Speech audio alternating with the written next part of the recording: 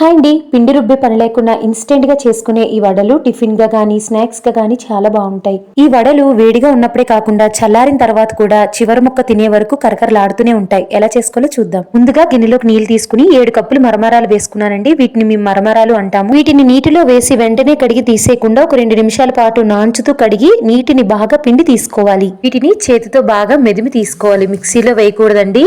ఈ విధంగా మెదిమితే సరిపోతుంది. 7 కప్పులు మరమరాలకి 1 కప్పు బియ్యం పిండి, 1 కప్పు పెరుగు తీసుకున్నాను. సన్నగా తరిగిన పచ్చిమిర్చి, సన్నగా తరిగిన కొత్తిమీర, సన్నగా తరిగిన కరివేపాకు, సన్నగా తరిగిన అల్లం ముక్కలు, 1 టేబుల్ స్పూన్ జీలకర్ర, 1/2 టేబుల్ స్పూన్ మిరియాల పొడి, తగినంత సాల్ట్ వేసుకుని కలుపుకోవాలి. మిరియాలు కావాలన్నా తీసుకోవచ్చు. పిల్లలు మిరియాలు వేరు తీసేస్తారు కాబట్టి నేను మిరియాల పొడి వేసుకున్నాను. కొంచెం కొంచెం చేతికి నూనె రాసుకుంటూ మీకు నచ్చిన సైజులో ఉండల కింద తీసుకుని గారెలుగా ఒత్తుకుని మధ్యలో చిల్లుని 1కి 2 సార్లు పెడితే చిల్లు మంచిగా పడుతుంది. ఈ విధంగా ముందే గారెలని రెడీ చేసి పెట్టుకుని మీడియం ఫ్లేమ్ లో కాగుతున్న నూనెలోకి వేసుకుని హై ఫ్లేమ్ లో వేయించి పక్కకు తీసుకోవడమే.